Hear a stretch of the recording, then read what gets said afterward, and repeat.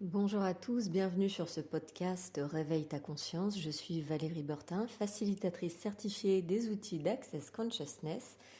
Et dans ce podcast, on va se demander pourquoi vouloir être conscient.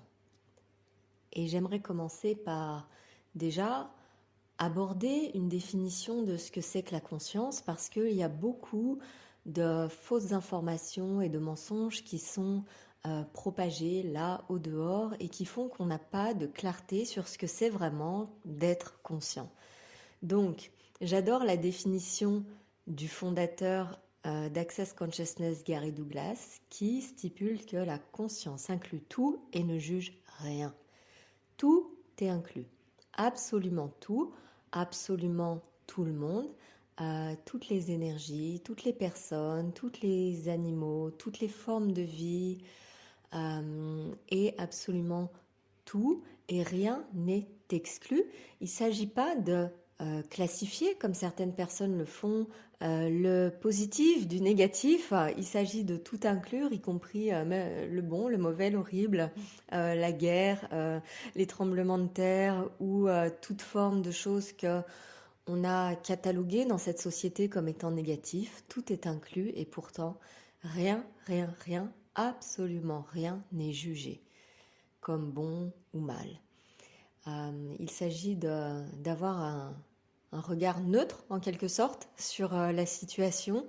Si vous avez quelque chose dans votre vie que vous avez estimé qui était mal, quelqu'un qui se comporte pas bien, en quelque sorte, est-ce que vous pouvez vous permettre de regarder tout ceci comme étant juste un point de vue intéressant? Cela existe. Et on n'est pas obligé d'exclure, de s'en séparer, de mettre des murs et des barrières. C'est juste là et on n'a pas besoin de juger et d'avoir une position de connard supérieur en quelque sorte qui va décider qu'est-ce qui est bien ou mal. La conscience inclut tout et ne juge rien.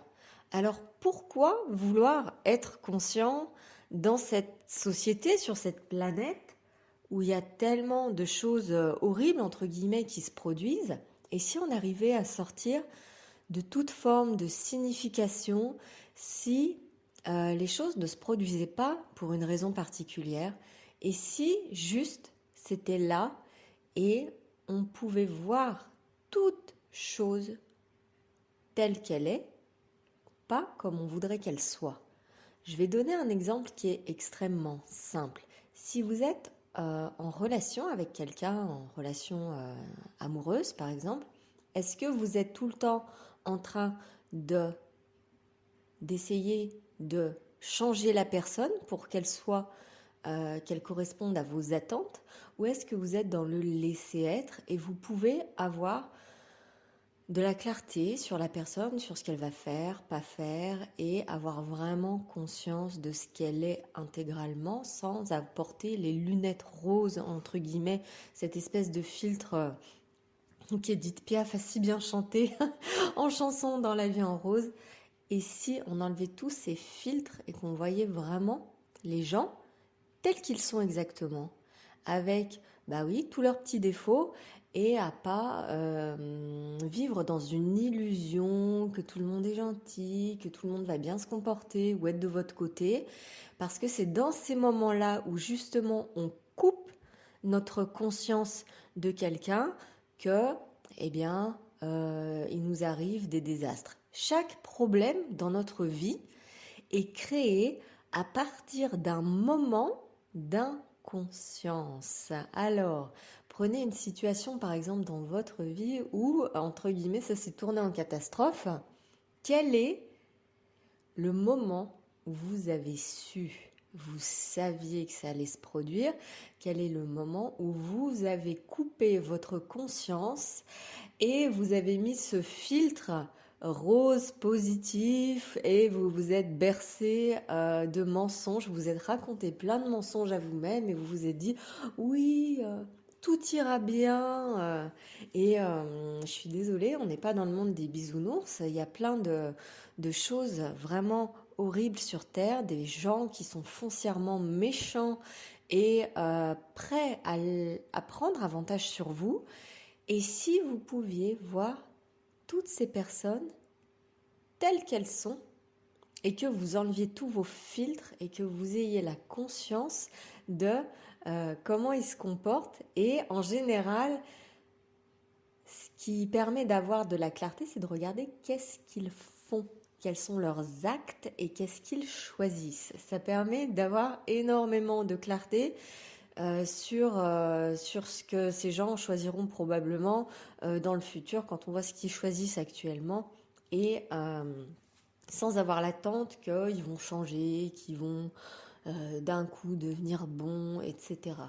La conscience, c'est être prêt à voir exactement tout et aussi avoir la conscience du futur qui est créé à chaque fois qu'on choisit quelque chose. La conscience que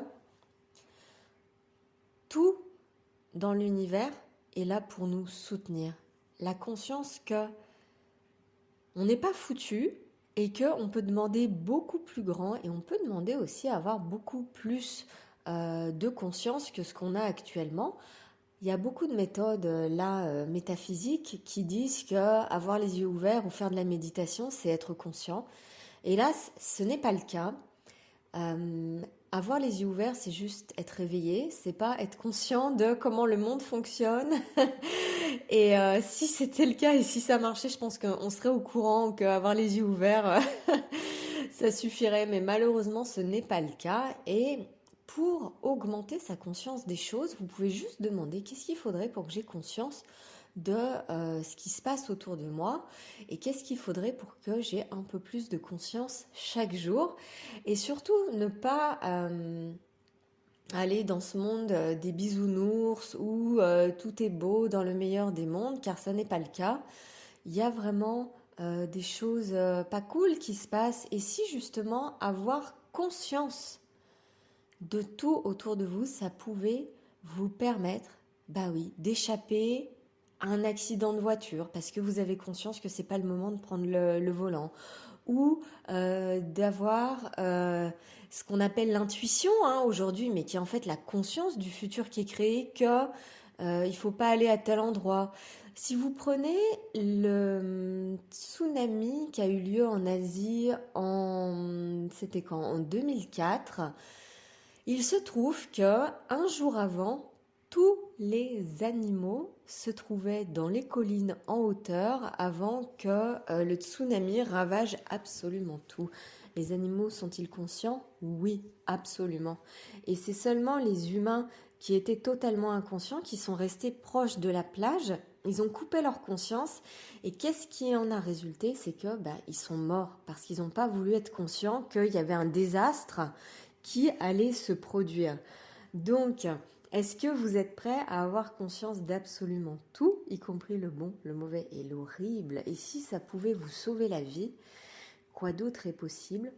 Et afin d'avoir plus de conscience, je vous conseille d'essayer cet outil qui s'appelle Access Bar. C'est une méthode où on va toucher quelques points sur la tête pendant à peu près 1 heure. Et ça permet de dissiper énormément de jugements, de pensées, sentiments, émotions et tout ce qui nous empêche d'être conscients.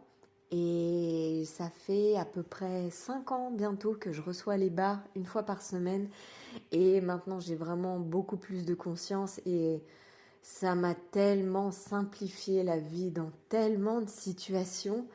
J'ai vraiment cette boussole qui est la conscience qui me permet de naviguer dans mon existence avec beaucoup plus de facilité que ce que ce monde nous promet. Et si vous aviez ça pour vous aussi, vous pouvez trouver un formateur Access Bar sur le site accessconsciousness.com/bar avec un S et vous pouvez aussi trouver un praticien près de chez vous. Vous pouvez essayer une séance de bar et voir ce que ça fait pour vous. Le meilleur moyen de savoir ce que ça fait, c'est de l'essayer. Et j'adore aussi parce que ça procure vraiment ce soulagement du stress et cette clarté. Et quand on y voit bien plus clair, ça nous permet d'avoir beaucoup plus d'aisance, de joie, de fun dans la vie. Consultez ça. Merci d'avoir écouté ce podcast et je vous dis à très bientôt.